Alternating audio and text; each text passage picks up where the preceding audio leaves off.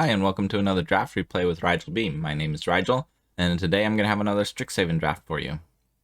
We've made it a bit further along into the format, so I'm going to have a little bit better idea of what I'm doing here. My card evaluations might be a bit more accurate at this point. Alright, let's get right to it. Okay, looking at our first pick here, it really comes down to between two cards. We have the Sedgemoor Witch, which is an excellent option. The only thing that really competes with it here is Igneous Inspiration. Igneous Inspiration is an excellent removal card, efficient card advantage, really quite a strong card. The Sedgemoor Witch is also very powerful, and I think it slightly has the edge. It fits nicely into Silverquill and Witherbloom, and I do think that Silverquill is an exceptionally strong build in this archetype. I think I'm going to go with the really effective creature 3-drop here. In the second pack, the strongest card that can go with the Sedgemoor Witch is the Combat Professor. It is a new color, so there's some argument to maybe taking the Spectral Defense just to stay on color so that I can still have my choice between Silverquill or Witherbloom. But I think the Combat Professor is enough stronger than the Spectral Defense that it's fine to just take a new color here. The Witherbloom command, I don't particularly think this is one of the a very strong command. Quandrix has a couple of strong cards here in Zimone and Eureka Moment. The Start from Scratch lesson is nice if you're in red. The Introduction Prophecy is not a very high lesson in my opinion. For the most part, all of the other colorless lessons are pretty high picks, but not the Introduction Prophecy. Here we get a Flunk, which is nice. There are a couple of strong Witherbloom cards there in the Mage Duel and the Blood Researcher, as well as a Burying Books as another option, but we're just going to stay on black. Flunk plays really nicely with this Sedgemoor Witch. Looking at this next pack, we have a choice here between Inkling Summoning and Rise of Extus. Rise of Extus is a super powerful removal card. It exiles, it gets card advantage. But on the other hand, Silverquill is best built low to the ground, very aggressive, and 6 mana is sometimes a lot for a Silverquill deck. And Inkling Summoning, on the other hand, is exactly the lesson that you want in your Silverquill decks. So I could easily see this pick being wrong. It's possible that I should just take the Inkling Summoning over the Rise of Extus, but for now, I'm valuing the Rise of Extus at a bit higher. Yeah, so the ideal build for the Silverquill is aggressively costed low drop creatures combined with evasive creatures, and then you want to have some cheap learn spells like Guiding Voice and Study Break to be able to fetch your Inkling Summonings and Expanded Anatomies and whatnot. That's when your Silverquill deck's going to perform the best, is when it's aggressively built.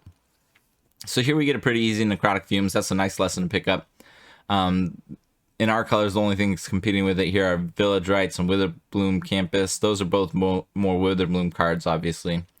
So we're not going to need it necessarily. And the Necrotic Fumes is a very nice lesson to pick up. I like having, for my lessons, I like having a nice toolbox of creatures, removal, and other effects. Inkling Summoning, this is a perfect time to pick this up. There are a couple of nice green cards there in the Emergent Sequence and the Overgrown Arch, as well as the Heated Debate as being a really strong red card. We're further away from red, and I don't really look to splash too aggressively. There are some multicolored decks, but I usually those are green based for the most part, and I try not to splash in other decks quite as much. So I'll just take the Inkling Summoning because it keeps us on our Silverquill plan. There is some indication that green is more open than white, possibly, but we'll stick to Silverquill for now, see what happens. Here, there's not really a lot that I want. Expel is a fine removal card, but it's not really the type of card you want in Silverquill. It doesn't remove a blocker, which is really what you want. The Beaming Defiance is also a fine trick, but I'm not too keen on it. I find I usually have enough other spells that I want more than the Beaming Defiance. So we'll see where this Expel goes. Arrogant Poet, here's a nice pickup. It's the type of 2-drop you do want in Silverquill. First of all, you could just get on the board, hopefully early, and get some damage in, and then late in the game you can give it evasion, and it can help close out the game. Looking at this next pack, there's a few options for us. There's the Shield Mage, the Stone Rise Spirit, the Show of Confidence, Village Rites. I don't know what's the best option here. I do like this Shield Mage as a 3/3 flying with Ward, but you always end up with more 5-drops than you want. It's not too difficult to end up with 4 or 5 drops that are pretty equivalent in power level, and you never want that many 4 or 5 drops, so I don't take them very highly. I'm going to take the Show of Confidence here. It's a bit speculative, but if you get enough cheap spells, the Show of Confidence can play pretty well. And I have the Sedgemoor Witch, which wants me to have spells to trigger it. Here there's nothing for us. I'll take the start from scratch. If I end up splashing red, it'll be nice lesson to have in my toolbox. Being able to destroy an artifact can sometimes be relevant. I'm running a little bit low on my early drop creatures, so this Lorehold Pledge Mage is pretty nice. That's going to fit right in. It's a little bit tough on the mana being double white and Silverquill, but I think it's going to play nicely. The Professor's Warning would also be welcome here. It pairs nicely with the Sedgemoor Witch and plays pretty decently in Silverquill. We'll pick up that Lorehold Campus just in case we end up having to splash anything. And nothing for us here. We'll go ahead and pass the Izzet cards. Hopefully somebody to our left will get into that. Pick up another start from scratch. Okay, looking at this pick, we got Hall of Oracles, Rise of Exodus, Environmental Sciences. Those are really the only things I'm looking at. I do think the Environmental Sciences is a pretty nice high pickup, and the Rise of Exodus as well. At the current moment, I'd probably take Rise of Exodus over Environmental Sciences again. But the Hall of Oracles is going to play really nicely. I'm hoping to have a bunch of cheap spells to go with my Show of Confidence and my Sedgemoor Witch and whatnot. The Hall of Oracles being able to pass around +1/+1 counters will play really nicely. Here I have another close decision. There's a Combat Professor and a Mage Hunter's Onslaught, Environmental Sciences, and Necrotic Fumes. I think it's down to the Combat Professor and Mage Hunter's Onslaught, and I'm not sure which pick is correct. I do think the Combat Professor is a really, really powerful and integral part of the Silverquill decks. So this could definitely be wrong. I'm taking the Mage Hunter's Onslaught just as a quality unconditional removal spell. But I could easily see this being wrong. Yeah, it's a very difficult, close pick between those two. Here we get to pick up an Eye Twitch. This is perfect for exactly what we want. We want to have more low drop creatures.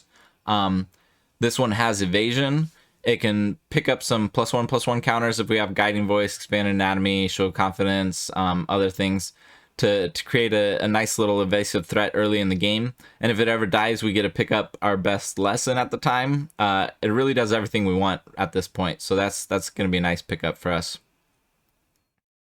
Here we have a choice between Leech Fanatic and Lash of Malice. In a vacuum, I would definitely be taking Lash of Malice here. I think it's definitely the more powerful card. It's very cheap, efficient removal spell. But I'm sort of short on 2-drops, and I need to step up my picking up the 2-drops so that I can have enough an early curve to deploy to the board.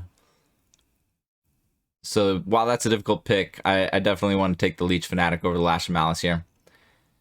Here, there's a couple of cheap creatures I could take, or the Tenured Inkcaster. The Tenured Inkcaster can sometimes play nicely in Silverquill. If you get some +1/+1 counters passing around, the Inkcaster can be nice. I do think the Inkcaster is much stronger in Witherbloom, but it can still be nice in Silverquill. And now I do get the Slash of Malice, which I'm really happy about picking up. A nice, cheap removal spell plays really perfectly with my Sedgemoor Witch, my Show of Confidence, and just my aggressive curve is the idea. Okay, so now we get to pick up one of these Shield Mages. I'm pretty happy about that. It's going to be a nice 5-mana threat for us. Evasive way to finish off the game. Okay, here, there's not a lot for us. We're going to pick up the Spirit Summoning. It is nice to have another creature to fetch with our learn spells. I do much prefer Inkling Summoning in these builds pretty significantly, but we'll take what we can get. Okay, here there's nothing for us. I'm just going to take this Biblioplex Assistant. Every now and then it can be nice to put one of those in your main deck. It's not a very efficiently costed evasive creature, but sometimes you just need to put an unconditional removal spell back on the top of your deck, or reuse a learn card can be nice. So it has some utility. Picking up this Pledge Mage is pretty nice. That'll fit nicely into our curve. I do still want to pick up some more 2-drops. Here I take another Tenured Inkcaster. It's possible that I should be taking the Professor's Warning there. And here I'll pick up an evasive 2-drop. I'm not too happy if I have to play the Stonerise Spirits, but if I'm short on 2-drops, I'll definitely be playing that. And here I have a choice between another Stonerise Spirit or a Reduced Memory. Normally I'd just easily take this Reduced Memory. It's just a nice lesson to have in the toolbox. It exiles, which can be relevant. But being as how short I am on 2-drops, it's possible I wanted to take that Stonerise Spirit instead. But either way, I'm not too unhappy. Here I get to pick up a Velomachus. So this is a really powerful card, and probably worth seeing if I can splash it. There are some other options for us: Rise of Exodus, Pilgrim, Umbral Juke. Those are all strong cards that I'd be very happy getting. But and if I were playing more disciplined, I'd probably be taking one of those cards. But we're gonna have a little fun and see if we can't splash this Velomachus. So looking at this next pack, it's pretty easy. Expanded Anatomy. I don't have one yet. It's a nice lesson to have in the toolbox. And there wasn't much else for me in that pack anyways, so it'll play nicely with my Tenured Inkcasters if those make the deck. Okay, looking at this next pack, we've got some options. We got the Callous Blood Mage, the Mage Hunter's Onslaught, and the Killian. I think this is a pretty difficult choice because I do need those cheaper creatures, but unconditional removal is unconditional removal. And now that I do have a Velomachus as a late game to play to, I don't mind. The removal usually can help prolong the game. If I weren't taking the removal, I'd probably take the Killian, I think, at this point, over the Callous Blood Mage. The Killian's a really nice 2-drop, and maybe that should have been the pick over the Mage Hunter's Onslaught, but here it's a pretty easy Silverquill Campus. If I am going to splash, I'm going to need something to help fix my mana, to give me more black and white sources as I put in some red sources in my mana base. So that's a pretty easy pickup there. Here we have a choice between Spectre of the Fens, Pillar Drop Warden, another Campus, or a Prophecy. Right now I'm thinking I'm going to take the Spectre of the Fens. It's just another nice evasive creature that can help close out the game. It could be that I should just be taking the Campus here. If I pick up like a Campus Guide or something to help me splash the Velomachus, I'll want to put a Mountain in my mana base. And if I put a Mountain in my mana base, it's pretty frequent that you could not have as many white and black sources in your mana base as you want. So picking up that Silverquill Campus could really fix that side of things. So maybe that was a mistake and I should have taken that. But I'm pretty happy with the Spectre as well. Now I have a choice between the Lorehold Campus and the Pledge Mage. I think I'll go ahead and take this Lorehold Campus to see if we can't have our fun. If I were being more disciplined, we probably would not be trying to splash the Velomachus, and I'd just take that Pledge Mage. But we're going to see what we can do with the Velomachus. It's too much fun. And if we are going to splash the Velomachus, this Lightning Helix would be another nice card to splash. I could take a Professor's Warning or a Defend Campus or whatever, but I think the Lightning Helix is enough better.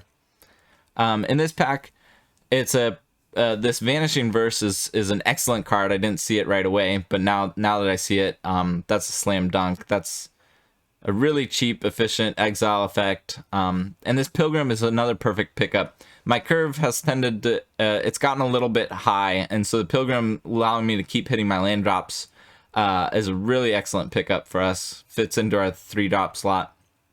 Here I think I'll just pick up the commons in case I need it to help me splash this Velomachus. Okay, looking at this, there's not really anything that I need here. The Spirit Summoning's probably, or I guess this, I don't have many learn spells in my deck, which is a little unfortunate. We really didn't get there on the Guiding Voices, Study Breaks, etc. Even Hunt for Specimens. Here I'll just take another Shield Mage and a Pillar Drop. So I really don't need the extra creature lesson. So I'll just go ahead and take another Assistant just in case I wanted it. Okay, so we've got to make some cuts, and we got to figure out our mana base. Star Pupil's a pretty easy cut. That's a pretty bad creature. There are Silverquill decks where you might want to play a Star Pupil. If you're low costed, aggressive enough with enough +1/+1 counter effects, maybe you'd want it. But for now, I'm just gonna cut that. I'm gonna cut the Show of Confidence. As far as assembling my mana base, I'm gonna get the campuses in and the Hall of Oracles. I'll probably end up cutting these mountains and maybe put in the Archway Commons. That'll give me 4 red sources, which I think is plenty for my Velomachus and Lightning Helix. And then I'll still have enough white and black sources because of my fixing from the Silverquill campus and the Commons, as well as the Hall of Oracles. I think it's pretty easy to drop one of the assistants. The Stonerise Spirit, we didn't really get there on being an aggressively costed creature deck, and so it's a pretty weak creature to have. I think it can go. I definitely want to cut some number of these 5 drops. I'm not sure which ones. Looking back on it, I feel like it should definitely be... I should be cutting both Ink Casters, probably.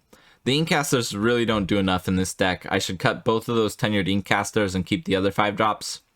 So that would leave me with 1 card to bring back in. And I could see it maybe just being the Stonerise Spirit. Just give me another 2-drop. But as it is, we're just gonna... The way I built it, I'm gonna have both these tenured Ink Casters in. My curve's a bit too high for my liking, but we're gonna give it a shot like this. So let's see. Right now, it looks like I need 1 more land, and I'm deciding what it is. And counting my sources, I think it's gonna be a Plains probably. Yeah, so we'll go add another Plains here.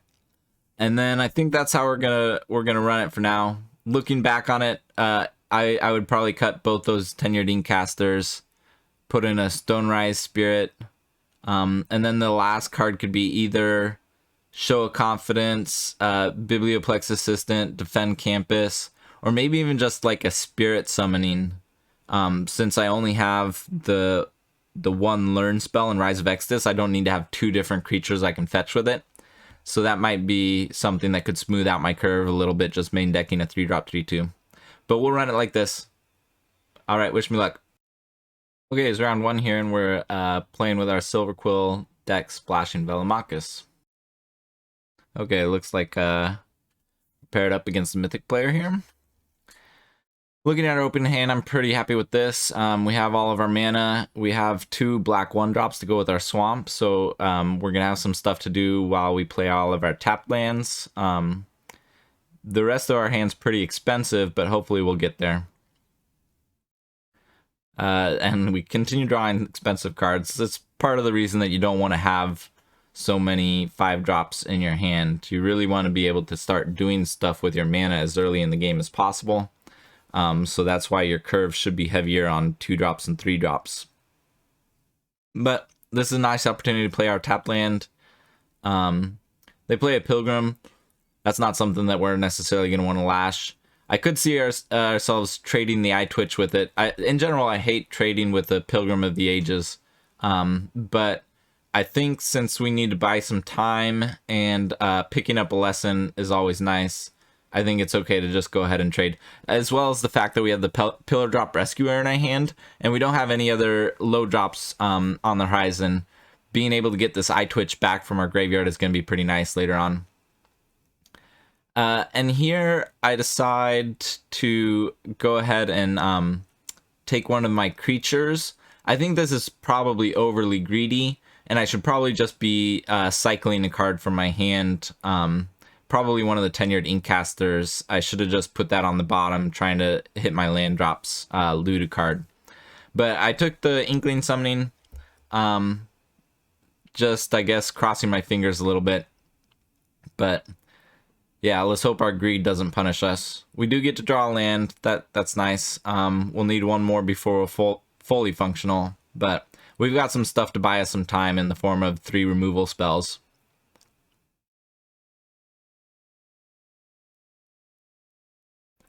So far, they haven't had a very aggressive start for their Silverquill deck as well. So that's pretty nice for us. If they had, I could easily see us being overwhelmed here. But for now, we'll just and I'm not gonna use my Lash of Malice on this campus guide either. I could foresee myself getting this eye twitch and using it to trade with the campus guide again, just being able to either loot or fetch another lesson. Ideally, my Lash of Malice will find a better target, one that has 2 toughness and my eye twitch can't trade with.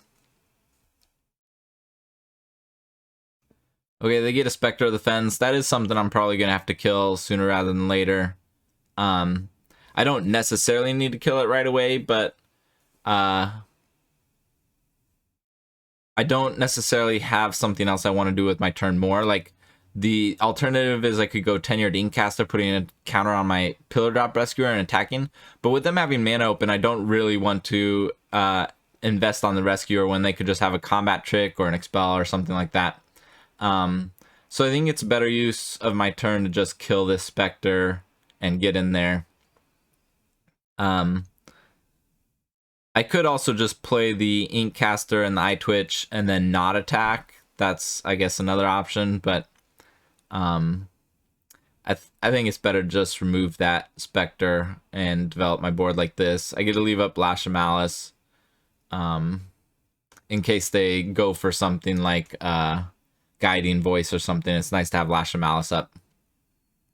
So we'll go ahead and trade these off. At this point, I think I can just get another lesson. While it'd be nice to loot and hit a land for my Velomachus, I'm not in any rush to do that. So I could just pick up this creature probably. Give me something else to develop the board. If I didn't already have a couple removal spells in hand, maybe I would go ahead and pick up one of the other removal spells. I could see the Expanded Anatomy being nice, but I haven't really given my opponent the opportunity to use any removal spells if they have them. I haven't put a threatening creature out there, and so I don't really want to go all in on a creature with Expanded Anatomy when they could still easily have removal spells in hand. So I think that's the other reason I'm not playing Velomachus right now. I want to use the removal spell up before I play the Velomachus. So there's one flunk right there. I guess that one would have killed Velomachus, but we didn't know what type of removal spells they might have. Also, the Velomachus is going to be better when they have a creature on the board already, as when it attacks, I'm going to get a free spell, and a lot of my spells in my deck are going to be removal spells. So when they have no creatures on the battlefield, I may not get the advantage from that Velomachus. So that's why I went with the Inkcaster first instead. Okay, so they get to rebuy their Pilgrim. It's pretty obnoxious, but at least we have this Vanishing Verse that if we need to exile it at any point, we can. And we get the perfect opportunity here. They go for a Guiding Voice on it. So that's... The Vanishing Verse is going to be a bit of a blowout here. We get to exile their Pilgrim and counter their Guiding Voice. So while Vanishing Verse is a premium removal spell that I would like to save for a significant threat, I think using it there to blow them out is probably worthwhile. Now I have another option. Do I just run out another Inkcaster and get that value going? Do I run out one of these other creatures? Do I run out the Velomachus?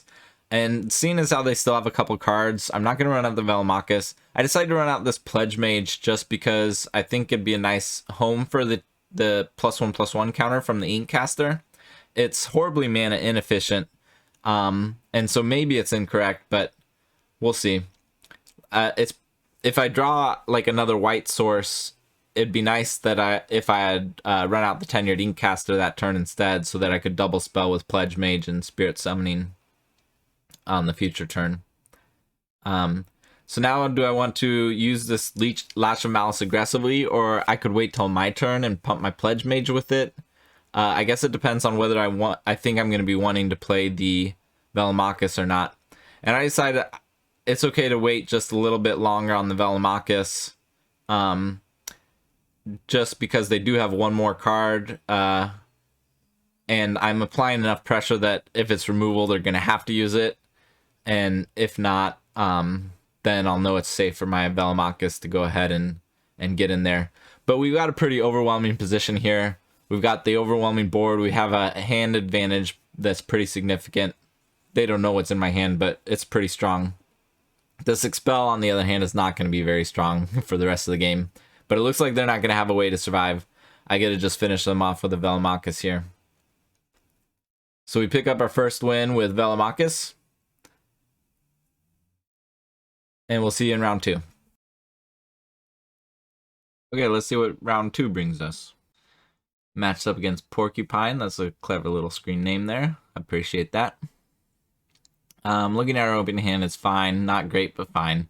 We have the Leech Fanatic, as well as the Pillar Drop Rescuer to bring it back once it gets traded off.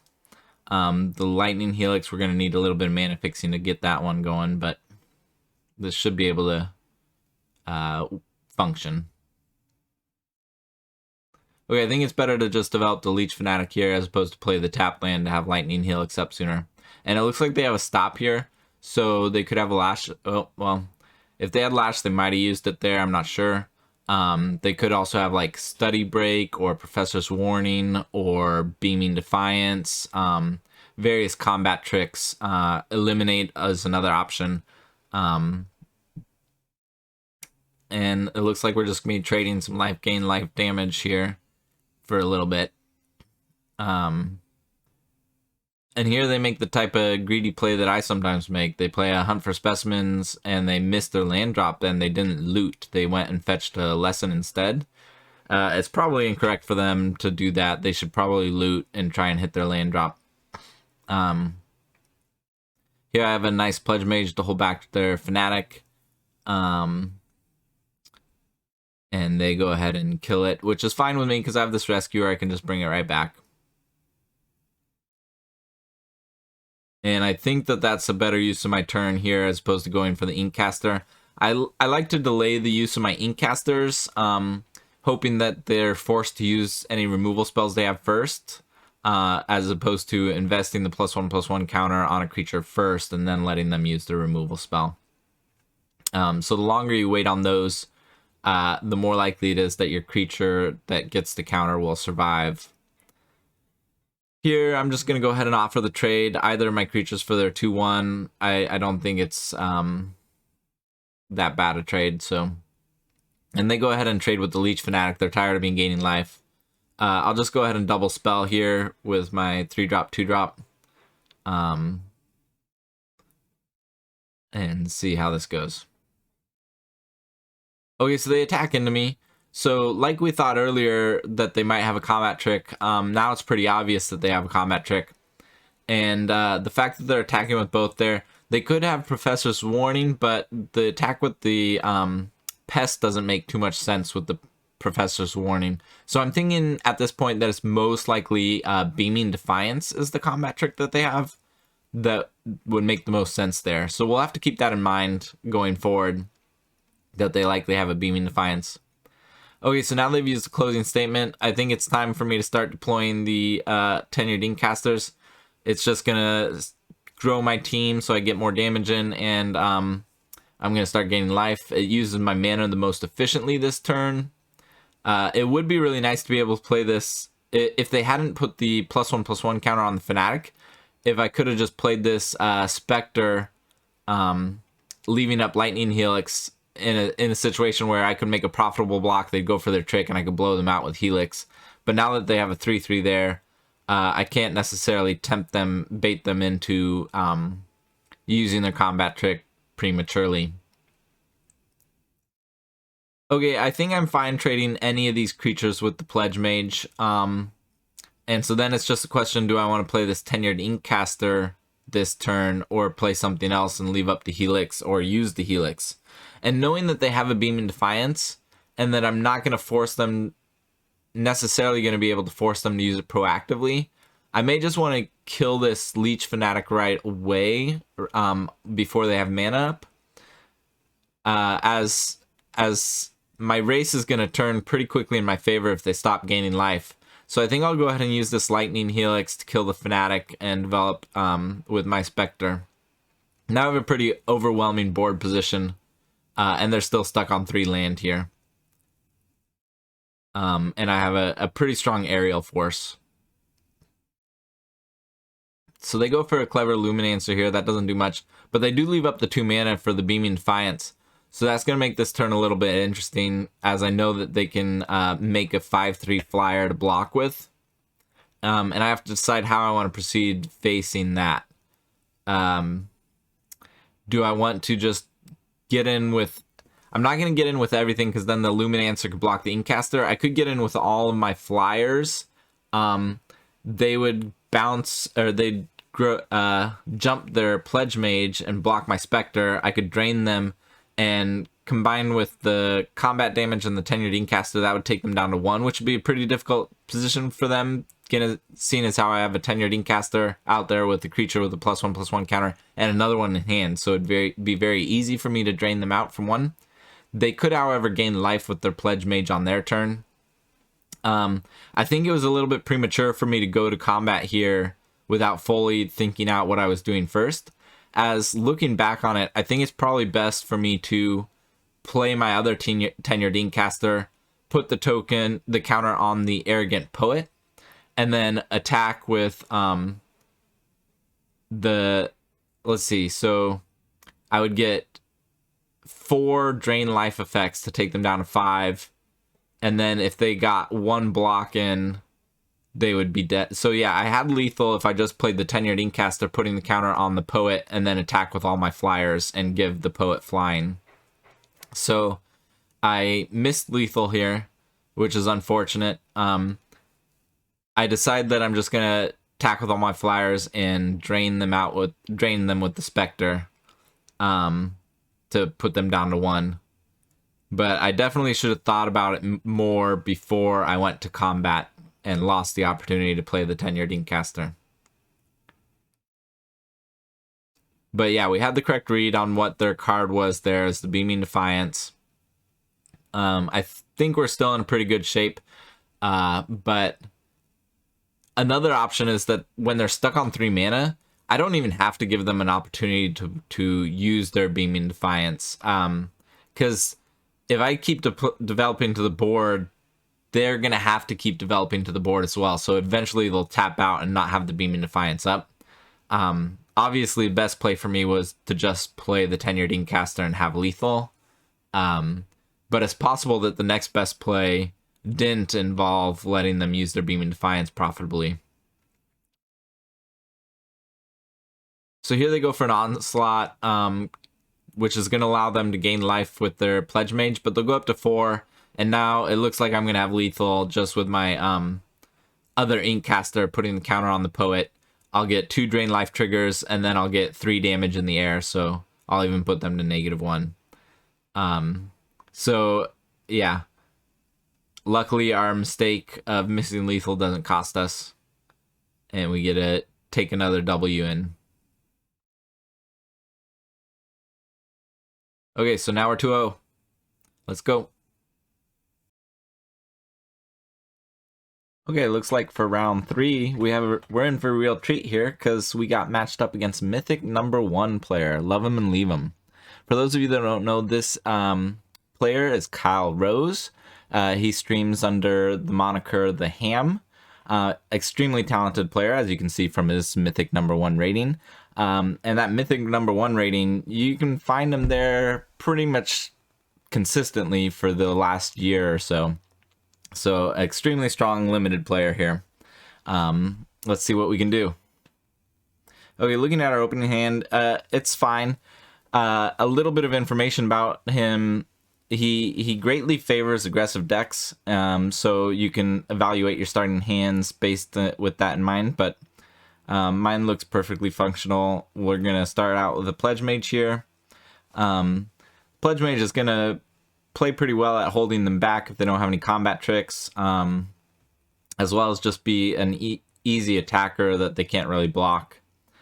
So now I have my first decision. I'm definitely going to be attacking here, and I don't think that they're very likely to block. The question is, if they do double block, am I going to use Lightning Helix to 2-for-1 them and save my Pledge Mage, or do I just let them trade off and then play another Pledge Mage and save my Helix for better targets, as well as being post-Witch?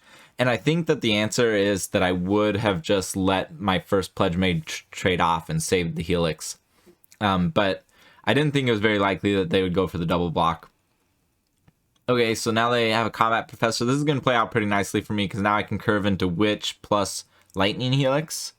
Yeah, and I'll just go ahead and play the Witch first so that I can get the trigger off of it. And I think I'll even just attack with both my creatures before playing the Helix. See if they want to make any sort of combo blocks. If they do, I could try and blow them out. Like if they randomly decided to like throw everything in front of one Pledge Mage or something crazy like that. But most likely we're just going to be using this Helix to take down the combat professor. And most likely they're not going to be blocking. So we get to do that, and I'm really liking the position that's developing here for me. I've really gotten to use my mana for the most part every single turn to the maximum benefit, and my board looks really significantly better than my opponent's. I have another removal spell in hand that'll allow me to continue the aggression, and the eye twitch, you know, just a little bit of evasion going forward. But it already looks like a pretty difficult position for them with me having Mage Hunter's Onslaught in hand. If they started having removal for my creatures, that would be a different story. But it doesn't look like that's the case. So they get an attack in here with the General. No blocks, obviously. I'm just going to use this Mage Hunter's Onslaught on the Professor, probably. And yeah, drawing tap land. Onslaught on the Professor. Then I just have a decision. Do I just attack with the Pledge Mages? Do I attack with the Pledge Mages and the Witch? Or do I attack with everything? And I think that with the Mage Hunter's Onslaught triggers and me not having any spells left in hand, I'm definitely attacking with the Witch in addition to the Pledge Mage. And I think I'll even attack with this Pest token, because if they decide to block the Pest token, then they're not killing my Witch. They're taking a bunch of damage, and the Mage Hunter's Onslaught trigger will mean they lose life anyways. And if they double block my Witch, then they're going to get 2 Mage Hunter's Onslaught triggers, losing 2 life. So I think this is a pretty strong attack here. They're going to be at quite a low life total here, facing down a pretty significant board. And it's going to be pretty difficult for them to deal with. Can't really think of a way for them to get out of this. Okay, so first day of class. Having spent 2 of their mana on this, it makes it even less likely that it can assemble any sort of survival. But they're just, you know, they got to do what they can, and they don't find any way out. So there we go. We get a takedown Mythic #1 ranked luvemNleavum. Kyle Rose, check him out on Twitch. Okay, we're back for round 4. We're 3-0 so far, so we've got a good start. Let's see if we can keep it going. Looking at this opening hand, it looks fine. We have a couple of removal spells, perfect mana, and some creatures to play. Ideally, we'd have some earlier ways to impact the board, but I'm not going to complain about a hand like this. Looks pretty good. Okay, so they have a Leech Fanatic. Playing against Witherbloom, there's always some argument as to whether or not I should be using that Lash of Malice there to get the Leech Fanatic off right away. The reason being that they could very easily follow up the turn 2 Leech Fanatic with a turn 3 Blood Researcher. And I might just want to save that Lash of Malice to kill the Blood Researcher right away. But not knowing if I'm going to want to tap out on my turn based on what I draw and whatnot, I tend to just go ahead and use the Lash of Malice to kill the creature right away. Here, again, I had an interesting decision as far as playing the Spectre Defense. I could have easily seen myself actually playing the Biblioplex Assistant, putting the Lash of Malice back on top. After they played the Leech Fanatic, I know it's going to have a target. And if I'm thinking ahead to exactly this situation where they play the Blood Researcher, maybe I want that Lash of Malice in my hand to kill it right away. It wouldn't have worked out because I would have played the Biblioplex Assistant, get the Lash of Malice. They would have played the Researcher and attacked right away with the Fanatic to get it up to a 3/3. So as it is, the Spectre of the Fens works out better in that regard. Here I decide that I'm actually just going to leave up the Vanishing Verse because I really don't want this Leech Fanatic to be able to grow the Researcher. And if I tap out for, say, a Biblioplex Assistant or a 10-yard Inkcaster, they could have free reign to use a combat trick. Whereas leaving up the Vanishing Verse, I decided that if they had a trick, they could very likely attack into my Spectre of the Fens, and this might allow me to get a 2-for-1 out of them by just blocking Spectre of the Fens on the Leech Fanatic. And then when they use their trick, I get to kill it with the Vanishing Verse. And it looks like the plan's going to work out because they do go ahead and attack with both. And I can't imagine they're just sacrificing the Fanatic to get a +1/+1 counter on the Blood Researcher. So they're probably going to go for some trick here, infuse with Vitality. And yeah, we do get to blow them out. They don't get the 2 life gained off of the Infuse. They don't get the life link off of the Leech Fanatic. So that really worked out well for us. Leaving up the Vanishing Verse, even though it ran the risk of being mana inefficient if they didn't run the attack. I think it was worthwhile to play it safe. Alright, so now they throw out a colony. I have a decision here now between playing 10-yard Inkcaster, which could start getting aggressive, or playing this the Biblioplex Assistant to get back one of my spells. And I think that it's worthwhile to go ahead and get back the Lash of Malice right now. The Lash of Malice, I'm hoping maybe I can pick off this Blood Researcher before they're able to gain life.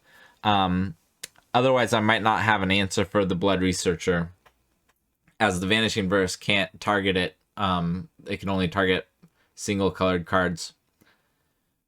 Okay, so I'm pretty happy that they're going for this trade, and actually they have a Lash of Malice. They just wanted to see if I would use a combat trick first. So they're not taking the trade. But we'll go ahead and get our attack in and play the Assistant to get back our Lash of Malice. To see if we can pick off that Researcher before it grows. And actually, you know, it's not entirely clear whether or not I want to pick off the Researcher or the colony. Like, if they play a land and then play like a field trip or something like that, and the colony is threatening to become a 4/4, I might just go ahead and kill it instead, because they haven't grown the Researcher yet, and they're down to 1 card in hand. Like, they might not have ways to grow it, and then it's not too big of a problem if it's not growing. As far as playing the Assistant there and leaving up the 1 mana, when you're playing Silverquill and you just have 1 mana to leave up, go ahead and leave up the black mana, as there's both Lash of Malice and Professor's Warning that are fine 1-drops that can be played out of black. Village Rites is another one, but there's not a lot of white 1-drops that you want to play. I mean, there's just some of the Mystical Archive ones, the Swords Plowshares, God's Willing. Those are the type of cards that you might play out of white. So if you just have to bluff something, leave up black mana if you're leaving up 1 mana. Here I decide I'm going to go ahead and leave up I have to decide if I want to leave up the Lash of Malice or just go ahead and use it right now. Using it right now would be more likely that I could kill one of these creatures before they draw something that could get around it. But I'm not even sure what creature I want to kill. The Researcher can pose the greatest problems if they start to combo with it. But the colonies right now, they have 2 colonies. They could represent a double block on my Spectre of the Fens. So there's some argument to taking down, going using the Lash of Malice to kill one of the colonies. Okay, so they develop with an Overgrown Arch. This is going to incentivize me to go ahead and kill the Researcher. Otherwise, it could start causing some significant problems. So even though it means that I won't necessarily be able to attack with my Spectre of the Fens anymore, for a little while at least, I could attack with my Assistant, and then if they ever decide to trade off a colony, then I could start getting it with the Spectre. But it also leaves me in an awkward position that I don't know where I want to put the counter from this 10-yard Inkcaster. And I have an excellent draw here in Flunk. This is perfect, because now I can go ahead and be aggressive with the Spectre of the Fens. If they go for the double block, I'm going to blow them out with a 2-for-1. They might just feel desperate enough to do it. So then is there any reason for me to get in with the Pledge Mage? I don't think that there is. Like, it's possible that they just won't block it because they're afraid of what I'll do. But they might not block anything, and then I'd rather have this Pledge Mage keeping back their creatures than trading the 2 damage from it for the 4 damage from theirs. But they go for the double block, and so we get to go ahead and flunk and get our 2 for 1 out of that. So that worked out really well for us, and our position's looking pretty strong now. Okay, so they find a mage duel, but all they can manage to do is take down the assistant as they don't have anything bigger to work with. I'm sure they were debating whether or not they should try and save it for if they do get a bigger creature, being able to kill one of the other maybe more impactful things like Spectre of the Fens. But as it is, they go ahead and decide they have to kill the flyer. Their life total is under too much pressure to just sit on their mana. They can't afford to do that. So now I'm representing a pretty quick clock here between the drain from the Inkcaster, the 3 damage of combat from the Spectre of the Fens, and now also I have 6 mana for draining with Spectre of the Fens. So I'm going to close out this game really quickly unless they can find something. Okay, so they just have a land drop and a Leyline of Invocation. So they get a 6/6 ground creature. That means I won't be able to attack with my ground creatures, but I'm still going to win this game very quickly in the air. And now they're just ripping off the top of the deck.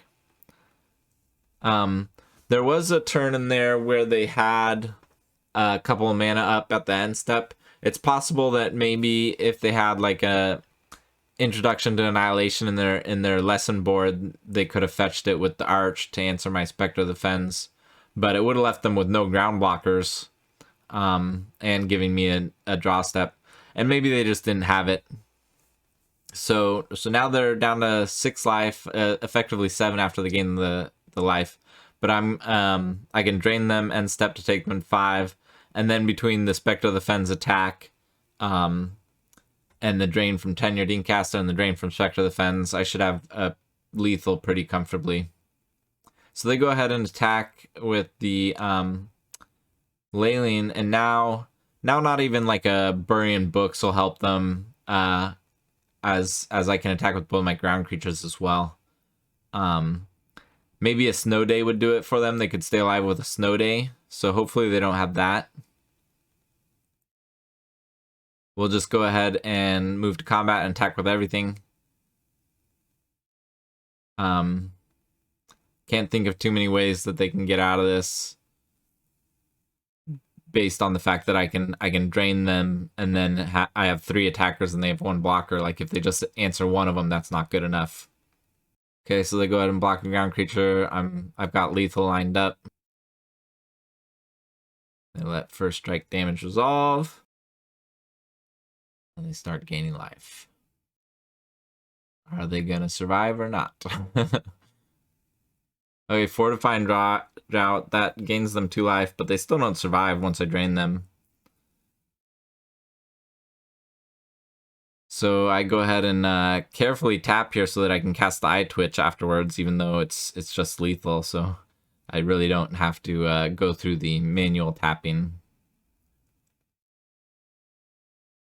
And it looks like we pick up another win. So we move to 4-0. Let's keep it going.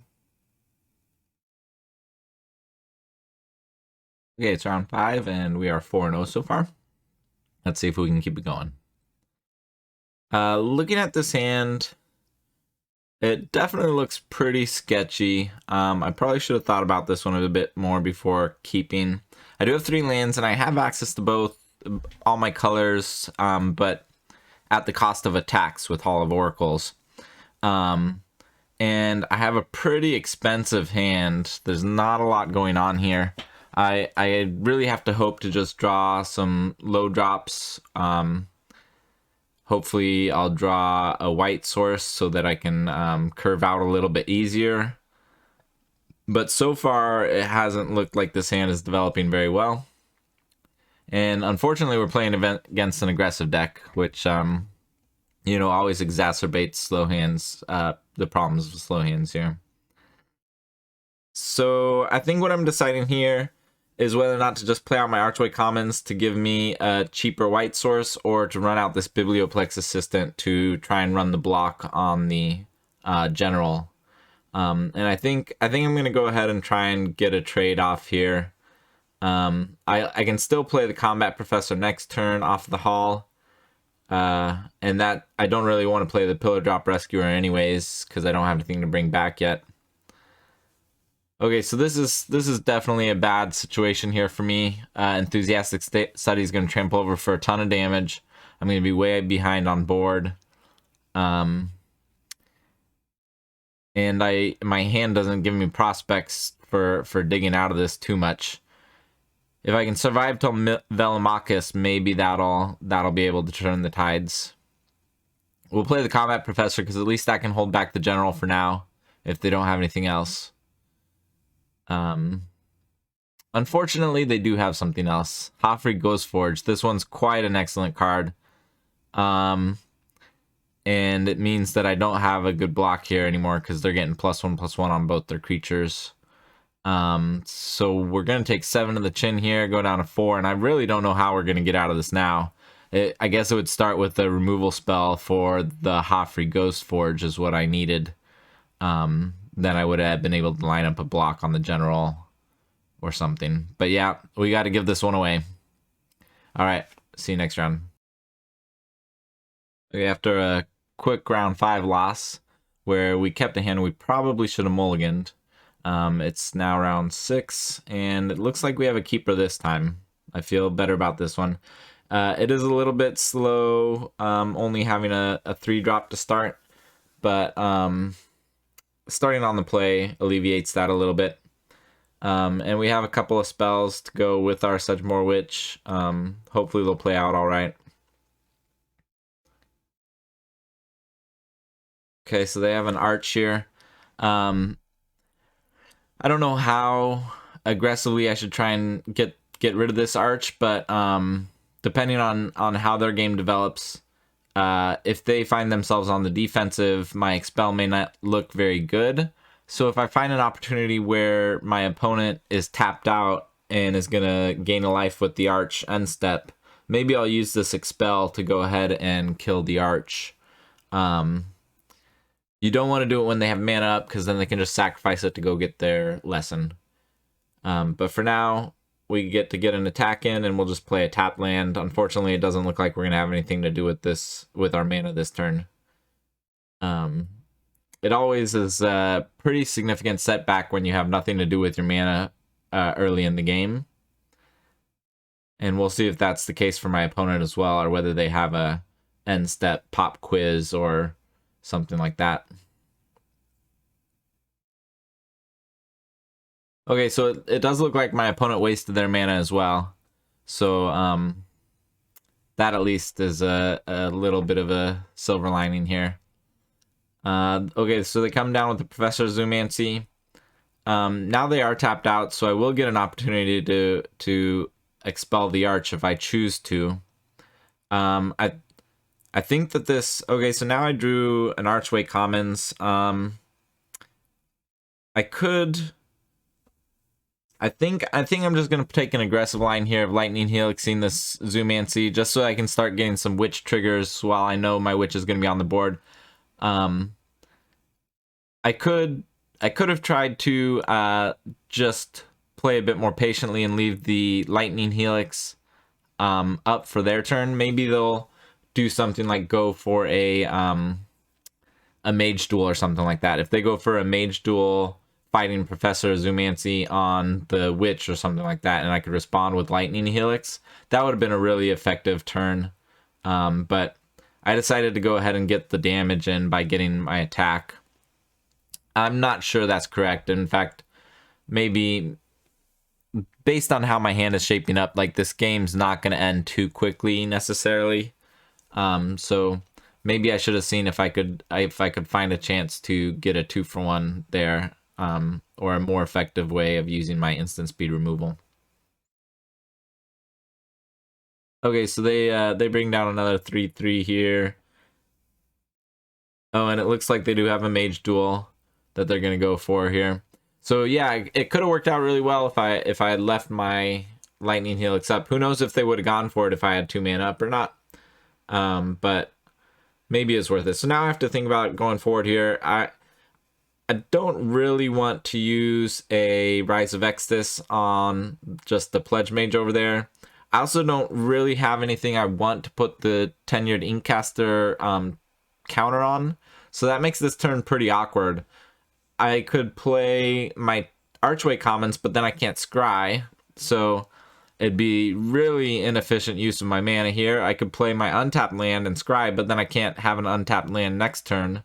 I'd be playing the commons next turn, which if I wanted to use Rise of Exodus would mean that I couldn't do both. So that would put me in an awkward spot next turn possibly. I think I'm just gonna go ahead and play the commons, develop my mana base smoothly. I'll get to scrying soon enough if the game sort of gets a little bit sluggish here.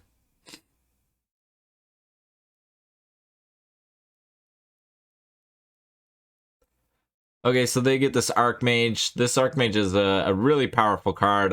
You really can't let that sit around too long or they're going to accrue tons of advantage. So I'm just going to go ahead and try and kill it right away. And that works, thankfully.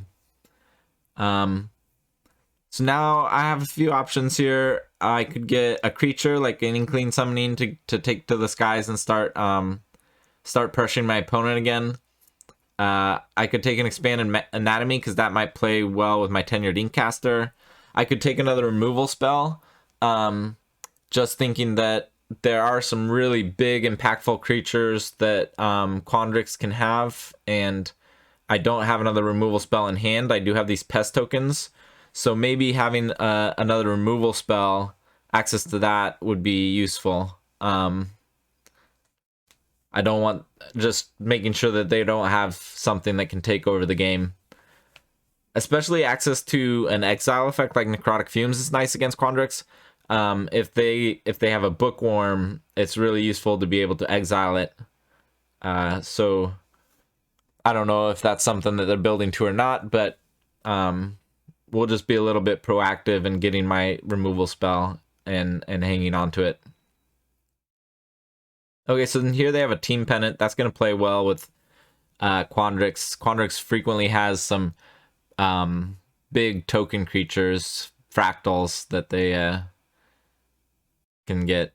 So here we're just going to go ahead and take the 5.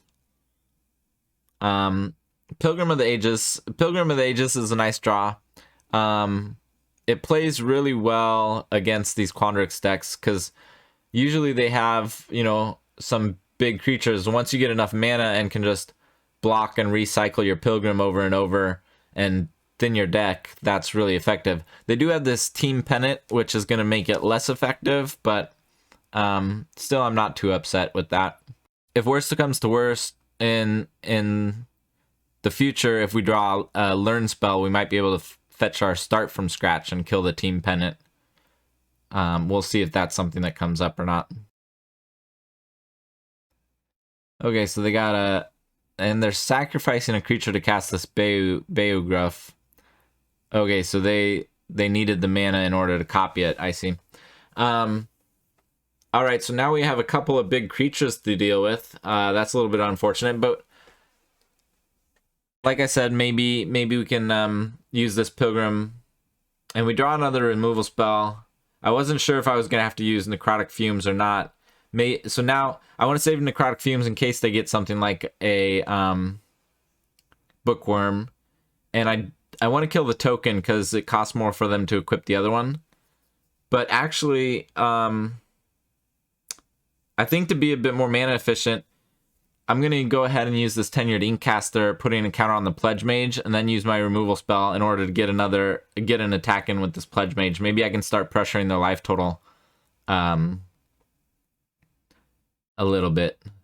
Yeah, and like I said, I want to take down the token creature so that it costs more to equip the other one. Alright, so now we'll get a little bit aggressive. We get the Drain and we get an attack for 4. And we have another removal spell in hand that's going to make it difficult for them to line some blocks. So hopefully we can just tempo him out from here now. Okay, Wormhole Serpent. That's another big bottom creature. It's going to be tough to attack through, so if I want to take the aggressive line, maybe I'll have to use my removal spell there. They go ahead and make an attack here, which is a little bit awkward. I mean, with them on 9 and me on 19, I don't know. I have a decision. Do I want to let them keep the gruff so that I have my creatures like my Tenured Inkcaster and I use removal and then start getting in? Or do I want to go ahead and trade off, knowing that the Pilgrim of the Ages I can just get back? And with them having this team pennant on the battlefield, that 5/4 is actually going to be an effective blocker for my Pledge Mage going forward. So the more creatures I can get off the battlefield, the worse their team pennant is. So now I decided to go ahead and trade those off, knowing that I'm going to get Pilgrim value in the future at some point. And I'll go ahead and continue my aggressive line. I'm going to kill this Serpent, get in with the Pledge Mage, and I'll get an Eye Twitch out there. Yeah, the fact that they let me trade off that Bayou Gruff makes it so they may have a difficult situation trying to hold back this Pledge Mage going forward. Cultivate, okay, so that means that their Pledge Mage could attack. If they go ahead and equip it, it'll have Vigilance. But my life total is pretty healthy. I'm not too worried about that. It will be a little bit annoying that they have a 4/4 now. Hopefully I'll draw a spell so that my Pledge Mage can attack through it. Oh, and actually, I guess I could just chump with the Eye Twitch here, because that'll guarantee that I can go get a spell. So that's something to think about. It's a little bit tricky because Eye Twitch itself is an evasive creature, but I think it might be worth it for me to just go get a spell. In particular, I guess I could get Start from Scratch, or I could get Expanded Anatomy, because that would make them have to chump with their creature. Yeah, it's a little bit tricky trying to figure out which one I want to go get. Should I go get Start from Scratch to destroy the team pennant permanently? Should I get Expanded Anatomy to make sure that they have to chump with their creature and I can just attack with both? I think I'm going to go for the Expanded Anatomy, just grow my Pledge Mage and make it a really difficult creature to deal with. If they don't have another creature, their team pennant's really not going to do anything. So maybe I'll just go for the Expanded Anatomy here. And we'll go ahead and put it on the Pledge Mage and attack with both. It should put them in a pretty difficult position. They'll have to chump my Pledge Mage, and they'll take 1 down to 4. And then I'm playing this Arrogant Poet, which will also be evasive. And they have to deal with quite a few of my creatures here.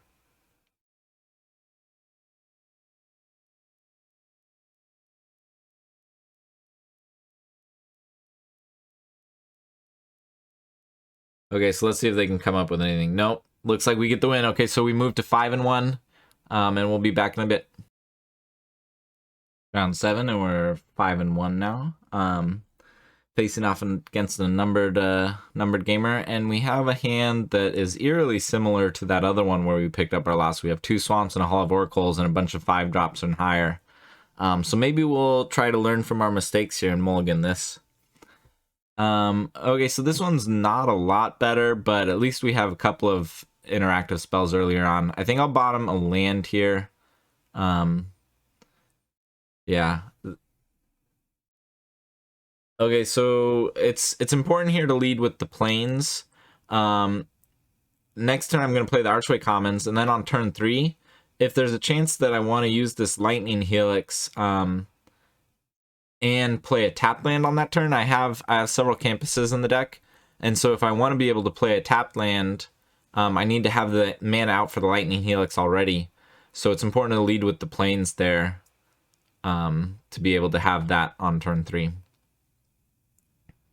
Okay, they play a Vortex Runner. I think I'm just going to make sure that I'm using my mana. If I draw something that I want to cast,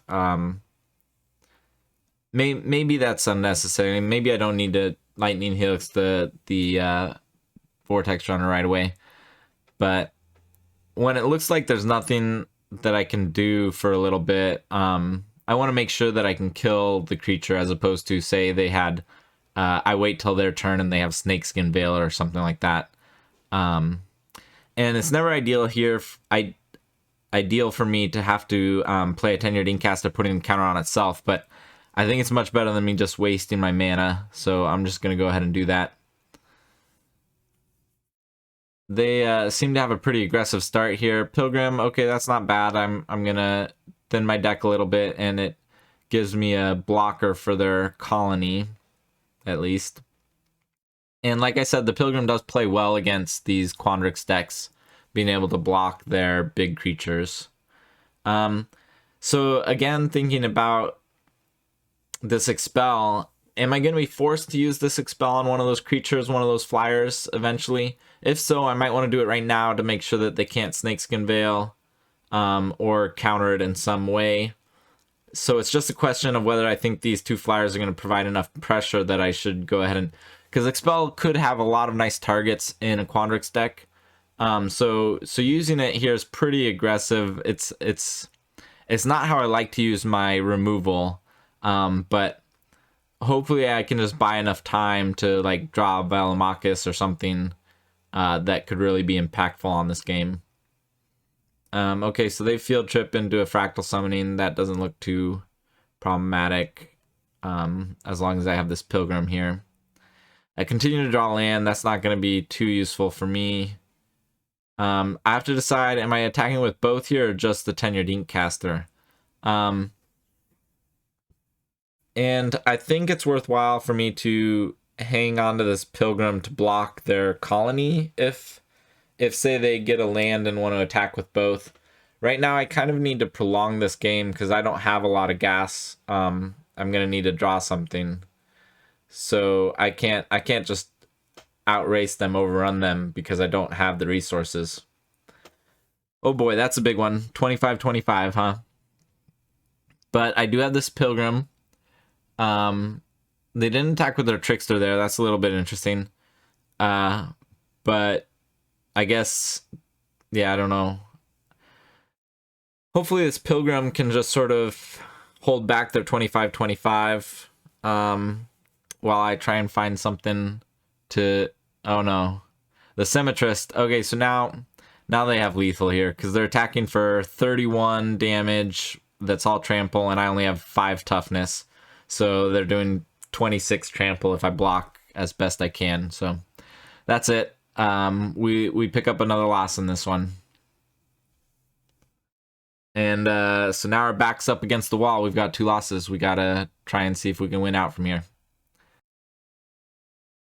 Okay, we're here with our backs against the wall. We've got 2 losses. We gotta try and win out from here. Okay, looking at this hand, it's could definitely go awry, but I have a couple of early plays in the Eye Twitch and the Flunk. And you do get to draw a card every single turn, so you know, most of the deck's lands. This could play out all right if the top of the deck treats me nicely. So we'll just lead with an Eye Twitch.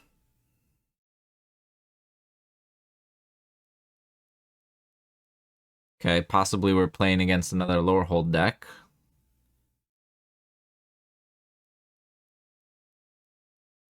Hopefully we'll just draw planes right off the top. Leonin Light Scribe. This one's a pretty good one. We can't flunk it yet. They have 6 cards. So we'll go ahead and attack. I could consider leaving the Twitch back and chumping with it just to loot, try and hit my land drops, and it'd make it more likely that we get to flunk this Light Scribe on their turn. It's pretty likely already, as if they play a land and a spell, then I'll be able to get the Light Scribe off the board with flunk. Ideal would be if they went for a guided voice there or something, so that I could get a 2-for-1, but okay, they go for a Stonerise Spirit. I don't need to flunk in response. I can wait till the end step. So they have priority here. Maybe they do have a Guiding Voice and they're deciding whether or not they want to go for it into open mana. Alternatively, they could have an Infuriate, Lightning Bolt, an Academic Dispute, Swords to Plowshares.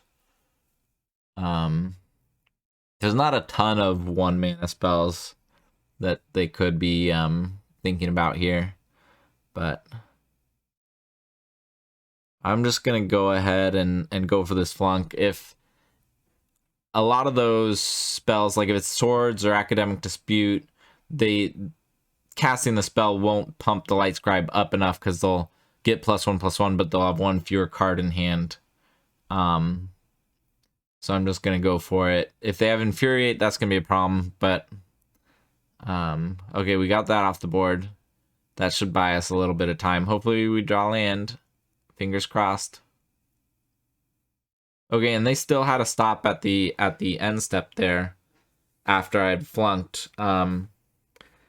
So now it's pretty likely that it's one of those two spells, Swords to Plowshares or Academic Dispute, are the two that I can think of right now. Other ones they probably would have used to save their Light Scribe there. So missing another land drop, I have to again consider, do I want to just chump with this Twitch to try and loot into land drops? My hand is looking pretty good if I can start hitting land drops, so I think I'm gonna try it, but I always hate this. If they have any learn spells and they fetch Inkling Summoning, I'll wish I had this Eye Twitch out there. But otherwise, Lorehold doesn't have a lot of 1 toughness things that it could trade with. I mean, if they play a Silverquill Pledge Mage or something, Eye Twitch is going to be good there. But now I have to decide what I'm going to loot away. It's possible it should just be the 6-drop, but the 6-drop is a source of card advantage. And I don't want to get rid of the Pillar Drop Rescuer because that can get back my Eye Twitch. I do hit a land here and can play the Pledge Mage. I decided to go ahead and get rid of the creature as opposed to the removal spells because I think it's more likely that the removal spells can help me to prolong this game. If they develop a board and I play out a creature relying on the creature to hold back their board, they can frequently attack into it with a combat trick or have a removal spell for my creature. And it looks like they had Academic Dispute and Swords to Plowshares when we were debating what they had.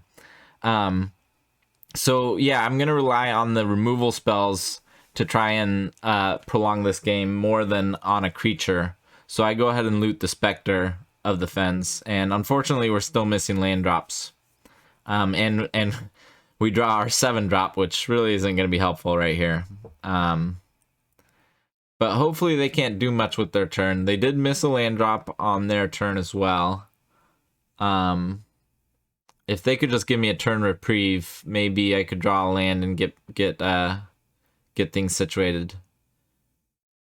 Unfortunately, instead of a reprieve, they summon a retriever. So they're going to get to learn here, and that's going to pose a pretty difficult creature for me to deal with. Now if I draw a land, it's not even clear like what I want to be killing. If I kill the Phoenix, they could easily bring it back with another learn spell. If I kill the 2/1, well, that's something that the Eye Twitch could potentially trade with in the future. And then the Stonerise Spirit only attacks for 1. So I think if I draw a land, I'll probably go ahead and try and kill the Phoenix. But we don't draw a land, and we draw a creature that can't block any of theirs. And now things are getting a little bit desperate. They're gonna attack me down to 9 here, and I'm gonna have a difficult time trying to stabilize at this point. Could still be possible. Okay, just a Pilgrim. That's something the Pledge Mage can hold back for now if they don't have any removal or something like that. So they we'll see if I really need to draw a land now. If I don't draw a land now, the game's over. And I don't draw a land. So, yeah, they're going to be able to attack me in the air for 5. In fact, it could be 7 if they wanted to give their Pilgrim flying with their Stonerise Spirit.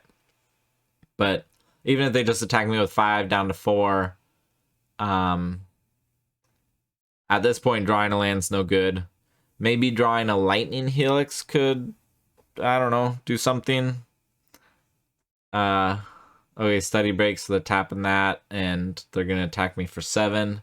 Oh, and they get the expanded anatomy, so that if they go for it here, they're going to have lethal, because that'll give another 2 power to bring it up to 9. And I haven't given them too much reason not to go for it. They go for it on the Phoenix, which is the recursive threat. So if I did have an answer, at least they could bring that back, is their thought there. Okay, so they got us, and unfortunately we have to settle for 5-3 in this one. Okay, I just wanted to take a second to reflect on the draft and collect any thoughts that I had that could help us moving forward in trying to draft better. And looking back on it, in hindsight, I probably should not have taken that Velomachus and tried so hard to splash it. We were trying to have fun with it, but as you could see, I was only able to cast it once, and that was in round 1, way back in round 1.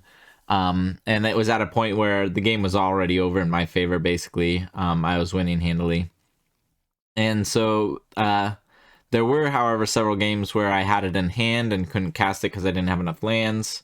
And there were games where I had trouble with my mana base.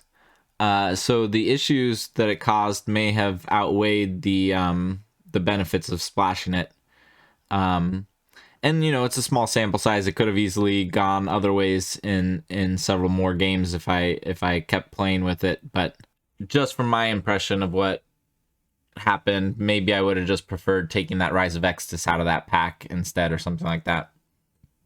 Other things, I think I misbuilt my deck. I shouldn't have played those tenured Inkcasters. There were several games where I got into trouble because my mana curve was too high, and I wasn't doing enough on my early turns, and that contributed to some of my losses, or some of my mulligans even. I had hands where I had to mulligan because my curve was too high. So those are the changes that I would have made in this draft. And I'd really like to hear about any thoughts that you have. If you have ideas about what I should or shouldn't have done, go ahead and post a comment. I'd like to hear about it. And I'll try and make a few more of these, and hope to catch you next time. Take care.